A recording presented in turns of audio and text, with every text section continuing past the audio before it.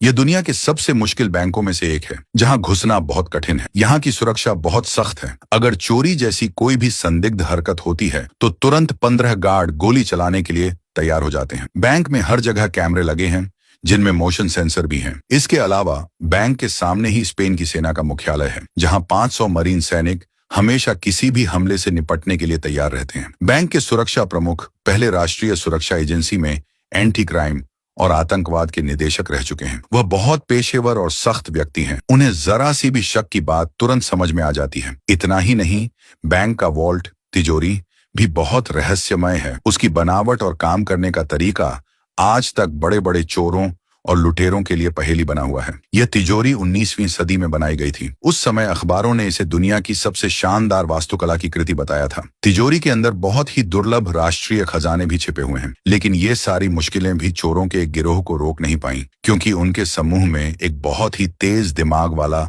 युवा लड़का था। उसने उस रहस्यमयी तिजोरी की बनावट को समझ लिया और उसे खोलने का तरीका भी ढूंढ लिया। यही वह सबसे कठिन काम था जिसे दुनिया भर के बड़े बड़े चोर लंबे समय से करने की कोशिश कर रहे थे, लेकिन सफल नहीं हो पाए। तो आखिर उसने इतनी कड़ी सुरक्षा वाले बैंक में कैसे घुसपैठ की, और क्या मास्टर चोरों की योजना सफल होगी? इस हाई आईक्यू मास्टर चोर की फिल्म की कहानी को समझने के लिए आगे की कहानी जानिए। वॉल्टर इंग्लैंड में एक आर्टिफैक्ट, पुरानी वस्तुओं को खोजने और बचाने वाली कंपनी का नेता है। एक बार समुद्र में खोज के दौरान वॉल्टर और उसकी टीम को 1645 में डूबा एक अंग्रेजी जहाज मिला। जेम्स नाम के गोताखोर को एक डिब्बा मिला, जिसके अंदर 3 प्राचीन सोने के सिक्के थे। इन तीनों सिक्कों में एक ऐसा राज छिपा था जिसे सुनकर कोई भी लालच में आ जाए। लेकिन अपनी खोज का जश्न मनाने से पहले ही उनका जहाज स्पेन की नौसेना ने घेर लिया। नौसेना का दावा था कि इस टीम ने उनके समुद्री क्षेत्र में खजाना निकाला है। उसके बाद स्पेन की नौसेना ने वॉल्टर की टीम द्वारा निकाली गई सारी पुरानी वस्तुएं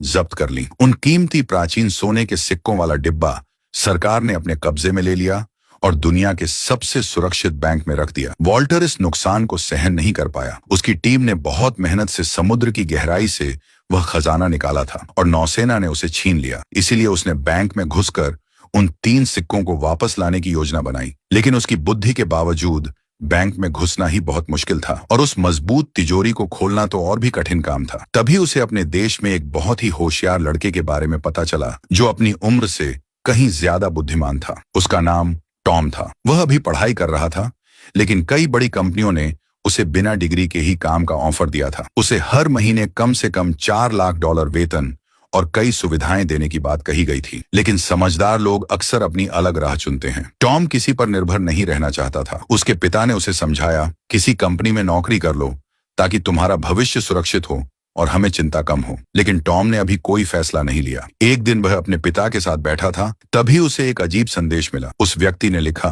मैं तुमसे मिलना चाहता हूं क्योंकि मैं तुम्हारी जिंदगी का सबसे बड़ा मौका हूं। यह जानने की उत्सुकता में कि यह मौका क्या है, टॉम ने उस संदेश में दिए निर्देशों का पालन किया। लॉरेन नाम की लड़की उसे लेने आई थी, जिसे वॉल्टर ने भेजा था। लॉरेन एक माहिर चोर थी जो जेब काटने में विशेषज्ञ थी। उसकी आकर्षक और प्रभावशाली बातों से टॉम को अच्छा लगा और वह उसके साथ उस व्यक्ति से मिलने चला गया जिसने उसे संदेश भेजा था। लॉरेन टॉम को वॉल्टर के पास ले गई। बच्चे जैसे चेहरे वाले छात्र से बात करते हुए वॉल्टर सीधे मुद्दे पर आ गया। उसने कहा, मैं चाहता हूं कि तुम मेरी मदद करो दुनिया के सबसे सुरक्षित बैंक में घुसने के लिए, ताकि मैं वह चीज वापस ले सकूं जो मैंने खुद समुद्र की गहराई से खोजी थी। टॉम ने पूछा, क्या आपको लगता है कि मैं कोई पेशेवर चोर हूं? वॉल्टर बोला, इस मुलाकात से पहले मैंने तुम्हारे बारे में पूरी जानकारी जुटाई है। वॉल्टर ने कहा, मुझे तुमसे बस इतना चाहिए कि तुम उस बैंक की तिजोरी के काम करने का तरीका समझने में हमारी मदद करो। टॉम ने पूछा, आपको क्यों लगता है कि मैं इसमें हिस्सा लूंगा? वॉल्टर बोला, अगर हम सफल हो गए तो तुम्हें इतना पैसा मिलेगा कि तुम 5 पीढ़ियों तक आराम से जी सकोगे, फिर भी पैसा खत्म नहीं होगा। यह कहकर वह स्पेन का एक हवाई टिकट टॉम के सामने रखकर चला गया। टॉम ने इंटरनेट पर उस बैंक के बारे में थोड़ा शोध किया। वह अपनी काबिलियत को भी परखना चाहता था, इसलिए उसने स्पेन जाने का फैसला कर लिया। एयरपोर्ट पर उसे लेने फिर वही चोर लड़की लॉरेन आई। वह उसे उनके ठिकाने पर ले गई। टॉम को देखकर वॉल्टर बहुत खुश हुआ। इसके बाद टॉम की टीम से मुलाकात कराई गई। क्लाउस एक जीनियस कंप्यूटर हैकर था। जेम्स वॉल्टर का पुराना साथी था और साइमन वह व्यक्ति था जो अलग अलग काम संभालकर सबकी मदद करता था। इन लोगों ने टॉम के मासूम और कम उम्र वाले चेहरे को देखकर उसे हल्के में लिया, लेकिन टॉम को कोई फर्क नहीं पड़ा। उसके मन में था कि जितना लोग उसे कम समझेंगे उतना ही अच्छा है। समय आने पर असली काबिलियत सामने आ ही जाती है। इसी बीच सुपर हैकर क्लाउस ने एक वायरस बनाया ताकि उसे बैंक के मुख्य कंप्यूटर में डालकर कैमरों पर नियंत्रण पाया जा सके। लेकिन सबसे बड़ी समस्या थी वॉइसमेल का पासवर्ड। पासवर्ड के बिना वे बैंक के सिस्टम में घुस नहीं सकते थे। तभी टॉम को एक आइडिया आया। उसने कहा, किसी कर्मचारी को फोन करो और बैंक ऑफ स्पेन की मैसेजिंग सेवा बनकर बात करो। फिर कहो कि आपके लिए एक वॉइस मैसेज है। सुनने के लिए बीप के बाद अपना पासवर्ड डालें। सबको लगा यह आसान बात है, लेकिन हैरानी की बात यह थी कि यह तरीका पूरी तरह सफल हो गया। क्लाउस को बैंक के अंदर लगे कुछ कैमरों की रिकॉर्डिंग तक पहुंच मिल गई। भले ही यह टॉम का बहुत बड़ा या जटिल विचार नहीं था, लेकिन जो लोग नहीं जानते थे उनके लिए यह बहुत मुश्किल काम था। वॉल्टर ने टॉम को उन 3 सोने के सिक्कों का राज भी बता दिया। यह कहानी 16वीं सदी के एक अंग्रेज नाविक की थी। उसने स्पेन के शाही जहाज पर बहुत सारा खजाना ले जाकर कहीं दफना दिया था, लेकिन आज तक किसी को नहीं पता कि वह खजाना कहाँ है। 30 साल पहले वॉल्टर ने एक पत्र खरीदा था जिसमें खजाने की जगह के कुछ सुराग थे। बाद में पता चला कि खजाने की सही जगह और उसके निर्देशांक उन्हीं 3 सोने के सिक्कों पर खुदे हुए हैं। वॉल्टर ने कई साल समुद्र में उन सिक्कों को खोजने में लगा दिए और अब वे सिक्के स्पेन सरकार के कब्जे में दुनिया के सबसे सुरक्षित बैंक में रखे हुए हैं। ये दुनिया के सबसे मुश्किल बैंकों में से एक था, जहां घुसना लगभग नामुमकिन था। वॉल्टर ने टॉम से वादा किया कि अगर सब कुछ सफल हुआ तो खजाने की कीमत सबके बीच बराबर बांटी जाएगी, और अगर वे असफल हो गए तो भी वह टॉम को यहां आने और मेहनत करने के बदले अच्छा मुआवजा देगा। चर्चा के बाद पूरी टीम ने मिलकर योजना बनाई। सबसे पहले उन्हें बैंक बनकर एक औद्योगिक सफाई कंपनी को फोन करना था और कहना था कि अलार्म सिस्टम में दिक्कत होने की वजह से कुछ दिनों के लिए सफाई रद्द की जा रही है। साइमन और टॉम उसी सफाई कंपनी के कर्मचारी बनकर बैंक पहुंचे। उन्होंने अपनी भूमिका बहुत अच्छे से निभाई, इसलिए बिना किसी शक के सुरक्षा गेट पार कर गए। दोनों बैंक के अंदर पहुंच गए ताकि योजना को आगे बढ़ा सकें। उधर लॉरेन ने एक महंगी पेंटिंग की जांच करने वाली विशेषज्ञ अप्रेजर का रूप धारण किया। वह यह देखने आई थी कि कहीं पेंटिंग को कोई नुकसान तो नहीं हुआ है। वह आराम से बैंक के मुख्य दरवाजे से अंदर गई और सुरक्षा प्रमुख गुस्तावो से मिली। गुस्तावो को उस लड़की पर कोई शक नहीं हुआ क्योंकि उसे पेंटिंग्स के बारे में बहुत जानकारी थी। लॉरेन ने जानबूझकर गुस्तावो से अपनी बबल टी पकड़ने को कहा ताकि वह उसकी उंगलियों के निशान हासिल कर सके। क्लाउस घर से कैमरे के जरिए अपने साथियों पर नजर रख रहा था। उसने साइमन को इशारा किया कि वह चुपके से एक तकनीकी कमरे में जाए और अपने साथ लाया हुआ डिवाइस वहां के सिग्नल पोर्ट से जोड़ दे ताकि क्लाउस पूरे सुरक्षा सिस्टम तक पहुंच बना सके। उधर लॉरेन को एक सुरक्षा गार्ड बैंक के अध्यक्ष के ऑफिस में ले गया, जहां उसे कुछ दुर्लभ पेंटिंग्स की दोबारा जांच करनी थी। गार्ड के जाते ही उसने तुरंत अपना खास उपकरण निकाला और बहुत तेजी से पेंटिंग को स्कैन किया। घर पर बैठे क्लाउस ने कैमरे की फुटेज को धीमा कर दिया और उसे एडिट करके फिर से कैमरे की लाइव फीड में जोड़ दिया। इससे बैंक की सुरक्षा टीम को लगा कि लॉरेन अभी भी ध्यान से पेंटिंग देख रही है, लेकिन असल में वह तिजोरी की चाबी छिपी जगह को ढूंढ रही थी और एक खास 3D डिवाइस से उसकी कॉपी बना रही थी। जैसे ही उसने पहली चाबी की कॉपी पूरी की, तभी अचानक बैंक का अध्यक्ष कमरे में आ गया। खतरा बढ़ गया क्योंकि क्लाउस जो स्लो मोशन वीडियो चला रहा था, उसका समय खत्म होने वाला था। अगर सुरक्षा टीम को असली और बदली हुई तस्वीर में फर्क दिख जाता तो पूरी योजना नाकाम हो जाती, लेकिन लॉरेन ने तुरंत समझदारी से काम लिया। उस बूढ़े अध्यक्ष से कहा कि वह थोड़ा दूर खड़े हो जाएं ताकि वह तस्वीर ले सके। अध्यक्ष को कोई शक नहीं हुआ और उसने उसकी बात मान ली। इस तरह लॉरेन खतरे से बच गई। थोड़ी देर बाद अध्यक्ष बाहर चला गया और उसे अपना काम जारी रखने दिया। लॉरेन ने जल्दी से दूसरी चाबी भी स्कैन की जो एक दूसरी पेंटिंग के पीछे रखी थी। इसी समय टॉम का काम था एक मीटिंग रूम में जाकर ऊपर से तिजोरी की बनावट और ढांचे को स्कैन करना। टॉम मेज के नीचे घुस गया और स्कैनर चालू कर दिया, लेकिन बदकिस्मती से तभी कुछ लोग मीटिंग के लिए कमरे में आ गए। टॉम को सांस रोककर चुपचाप मेज के नीचे बैठना पड़ा। एक कर्मचारी के हाथ से कुछ कागज नीचे गिर गए। वह उन्हें उठाने के लिए झुकने ही वाला था कि अचानक अलार्म बज उठा। अलार्म सुनते ही कमरे में मौजूद सभी लोग बाहर भाग गए। टॉम की किस्मत अच्छी थी कि वह पकड़ा नहीं गया। असल में मशीन से निकली इलेक्ट्रिक तरंग ने अलार्म को चालू कर दिया था। सामने वाली सेना के मुख्यालय से गार्ड तुरंत घेराबंदी करने लगे और अपनी अपनी पोजीशन ले ली। सुरक्षा प्रमुख ने आदेश दिया कि बैंक से कोई भी बाहर नहीं जाएगा। उधर लॉरेन ने दूसरी चाबी की कॉपी तो बना ली थी, लेकिन उसे वापस तिजोरी में रखने का समय नहीं मिला। तभी अध्यक्ष दौड़ता हुआ आया और उसे अपने साथ बाहर चलने को कहा। पूरी टीम अब बहुत चिंतित थी।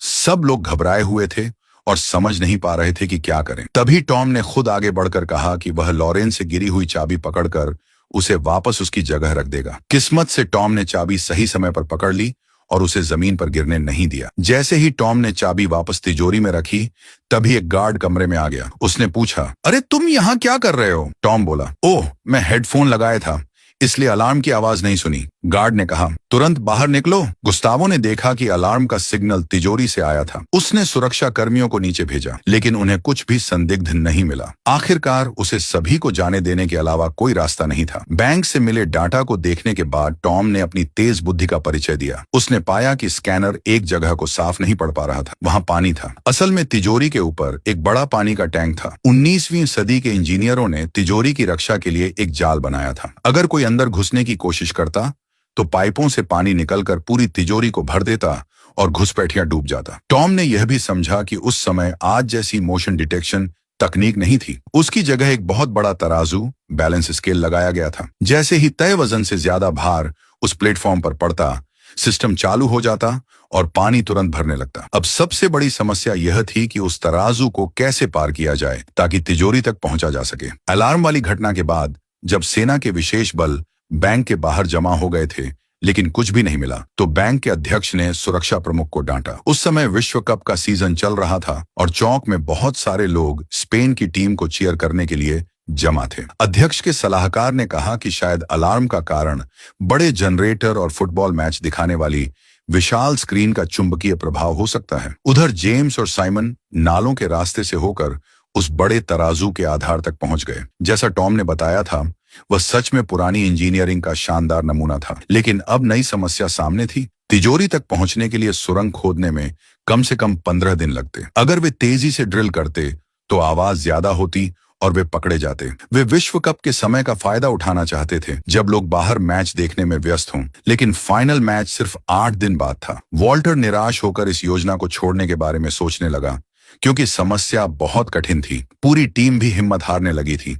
लेकिन कई बार जिंदगी में मुश्किलें ही नए विचारों को जन्म देती हैं। एक दिन वॉल्टर सामने वाली इमारत की छत पर चढ़ गया। वहां से उसने देखा कि जब लोग फुटबॉल मैच के दौरान जोर जोर से चिल्लाते हैं, तो मोशन डिटेक्शन कैमरे भीड़ की तरफ घूम जाते हैं। इसका मतलब था कि वे ऊपर से बैंक में घुस सकते हैं। लेकिन यह योजना स्पेन की राष्ट्रीय टीम पर निर्भर थी। अगर टीम फाइनल तक पहुंचती, तभी भीड़ ज्यादा होती और योजना को अंजाम देने का मौका मिलता। किस्मत से स्पेन की टीम सेमीफाइनल जीतकर फाइनल में पहुंच गई। अब बस उस गुप्त तिजोरी तक पहुंचने के रास्ते को सुरक्षित बनाना बाकी था। इसी बीच एक दिन कंट्रोल रूम में ड्यूटी के दौरान सुरक्षा प्रमुख ने सफाई कर्मचारियों को बात करते सुना। वे कह रहे थे कि कुछ दिन पहले बैंक ने सफाई रद्द करने के लिए फोन किया था, क्योंकि कोई समस्या थी। तब उसे याद आया कि 2 नए सफाई कर्मचारी बैंक में आए थे। कैमरा फुटेज देखने पर टॉम और साइमन की तस्वीरें मिल गईं, लेकिन दोनों का कोई आपराधिक रिकॉर्ड नहीं था, इसलिए चेहरे की पहचान प्रणाली से उनकी पहचान तुरंत नहीं हो सकी। अब गुस्तावो और भी ज्यादा सतर्क हो गया। उसने गार्डों की संख्या बढ़ा दी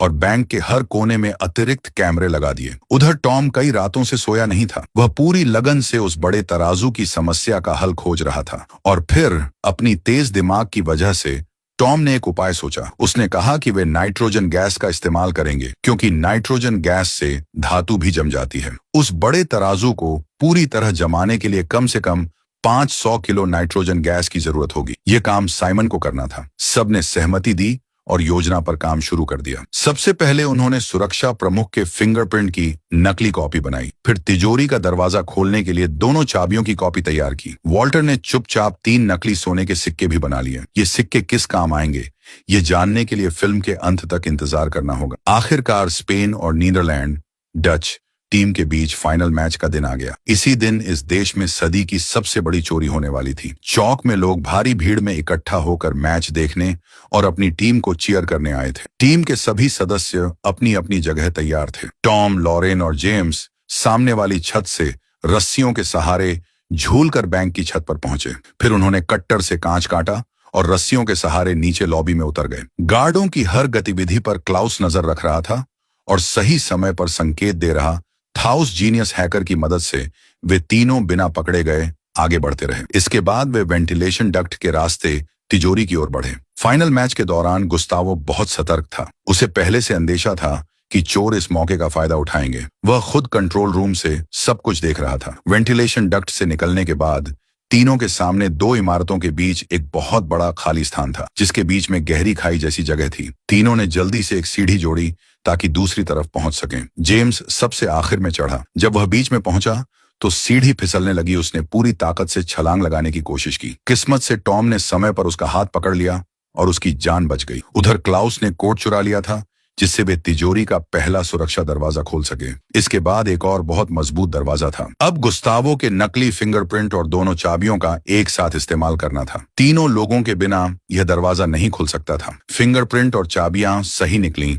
और आखिरकार अंतिम दरवाजा खुल गया। उनके सामने अब एक फर्श था जो एक बड़े तराजू पर बना हुआ था। नीचे सीवर में मौजूद साइमन को संकेत मिला और उसने उस विशाल तराजू के आधार पर नाइट्रोजन गैस छोड़ना शुरू किया। सब लोग सांस रोके इंतजार कर रहे थे। थोड़ी ही देर में तराजू पूरी तरह जम गया। टॉम सबसे पहले आगे बढ़ा ताकि सुरक्षा की जांच कर सके। जब उसे सब ठीक लगा तो बाकी लोग भी अंदर गए और 3 सिक्कों वाला डिब्बा ढूंढने लगे। उधर ड्यूटी पर मौजूद गुस्तावो ने देखा कि लॉबी के सेंसर बंद हो गए हैं। उसने तुरंत सुरक्षा टीम को जांच के लिए भेजा। उन्हें छत में एक छेद मिला। गुस्तावो समझ गया कि कुछ गड़बड़ है। उसने तुरंत सेना को बुलाकर बैंक को चारों तरफ से घेरने का आदेश दिया। इसी बीच तराजू के नीचे छोड़ी गई नाइट्रोजन गैस खत्म होने लगी और तराजू धीरे धीरे फिर से काम करने लगा। किस्मत से लॉरेन को वह डिब्बा मिल गया, लेकिन जैसे ही जेम्स ने उसे देखा, उसने बंदूक निकालकर दोनों पर तान दी और लॉरेन से डिब्बा देने को कहा। असल में जेम्स ब्रिटिश राज का एजेंट था। वह डिब्बा रानी के पास वापस ले जाना चाहता था। अब तराजू फिर से सामान्य तरीके से काम करने लगा था। घबराकर लॉरेन ने डिब्बा जेम्स की ओर फेंक दिया और टॉम के साथ बाहर कूदने की कोशिश की, लेकिन तब तक देर हो चुकी थी। दरवाजा तेजी से बंद हो गया और तीनों तिजोरी के अंदर फंस गए। पाइपों से पानी निकलना शुरू हो गया और तिजोरी तेजी से भरने लगी। बाहर सेना भी मधुमक्खियों के झुंड की तरह तेजी से अंदर घुस आई। तिजोरी के अंदर पानी का स्तर बहुत जल्दी बढ़ रहा था। जेम्स को पहले से अंदाजा था, इसलिए वह कुछ उपकरण साथ लाया था। वह एक पेशेवर गोताखोर था, इसीलिए शांत रहते हुए पानी में नीचे गया और ड्रेनेज पाइप के रास्ते निकलने की कोशिश करने लगा। लॉरेन और टॉम बहुत डर गए थे क्योंकि पानी काफी ऊपर तक आ चुका था। अगर पानी का बहाव नहीं रुकता तो दोनों निश्चित ही डूब जाते। जीवन और मृत्यु के उस पल में टॉम के दिमाग में एक उपाय आया। वह था वजन। उसने तुरंत साइमन से कहा कि तराजू पर जितना हो सके उतना वजन बढ़ाओ। साइमन ने खाली नाइट्रोजन गैस के सभी सिलेंडर उठाकर तराजू पर रख दिए। वह खुद भी उस पर बैठ गया ताकि वजन और बढ़ सके। घर पर मौजूद बाकी साथी भी हाथ जोड़कर प्रार्थना कर रहे थे कि उनके दोस्त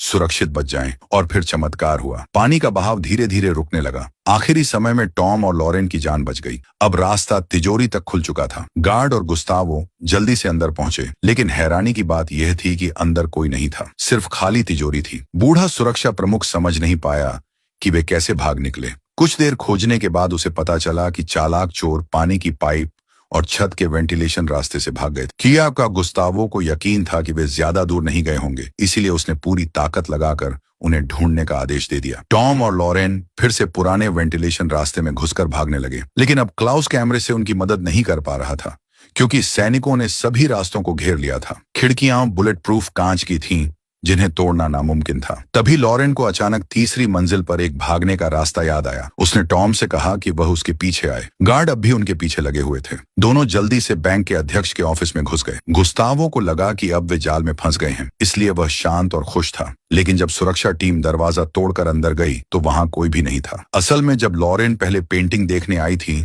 तब उसने देखा था कि अध्यक्ष अक्सर वहां सिगरेट पीता है और एक खिड़की खुली छोड़ देता है। उसी रास्ते से दोनों बाहर निकल गए। गुस्तावो ने नीचे देखा और गुस्से से भर गया क्योंकि उसे टॉम और लॉरेन भीड़ में गायब होते दिखाई दिए। वह गुस्से में बंदूक निकालकर उन पर गोली चलाना चाहता था, लेकिन उसके एक साथी ने उसे रोक लिया। उसने कहा, क्या आप पागल हो गए हैं? नीचे कितने लोग हैं आपको पता है? फिर उसने सैनिकों को आदेश दिया कि काले कपड़े पहने उन दोनों चोरों को भीड़ में ढूंढो। लेकिन टॉम और लॉरेन पहले से तैयार थे। उन्होंने तुरंत अपने ऊपर के काले कपड़े उतार दिए और आम समर्थकों की तरह दिखने लगे। दोनों ने भीड़ में एक प्रेमी जोड़े की तरह गले मिलकर और किस करके अभिनय किया। सैनिक उन्हें पहचान नहीं पाए और आखिरकार हार मान ली। बाद में वॉल्टर मार्गरेट से मिलने गया। यह महिला और जेम्स दोनों इंग्लैंड की खुफिया एजेंसी के एजेंट थे। वॉल्टर उन 3 सिक्कों के बंटवारे पर बात करना चाहता था, लेकिन मार्गरेट ने साफ मना कर दिया। जेम्स तीनों सिक्के अपने देश ले गया और एक प्रोफेसर से उन पर लिखे खजाने के निर्देशांक पता करने को कहा, लेकिन उसे यह नहीं पता था कि वॉल्टर को उस पर पहले से शक था। इसलिए उसने लॉरेन से असली तीनों सिक्के बदलकर नकली रखवा दिए थे। इन नकली सिक्कों पर सही निर्देशांक नहीं थे। यह जानकर जेम्स और मार्गरेट बहुत गुस्सा हुए। उधर फ्रांस के पश्चिम में एक द्वीप पर वॉल्टर की टीम छुट्टियां मना रही थी। टॉम ने हवाई जहाज उड़ाने का लाइसेंस भी ले लिया था। चालाक लॉरेन ने असली तीनों सिक्के निकाले और उन पर दिए गए निर्देशांक डालकर खजाने की जगह खोजी। वे सब हैरान रह गए क्योंकि खजाना इंग्लैंड के एक बैंक में था। यह बैंक भी बेहद आधुनिक और सबसे उन्नत सुरक्षा व्यवस्था वाला था। अब चारों के सामने एक और बड़ी चुनौती थी। उनका लक्ष्य था उस कीमती खजाने को सफलतापूर्वक हासिल करना और आपस में बांटना। आगे की कहानी में देखेंगे कि इस नए बैंक को निशाना बनाते समय टॉम कौन सी नई योजना बनाता है। अगर आपको यह फिल्म की कहानी पसंद आई हो तो लाइक और सब्सक्राइब करना न भूलें ताकि आप और भी शानदार फिल्मों की कहानी देख सकें।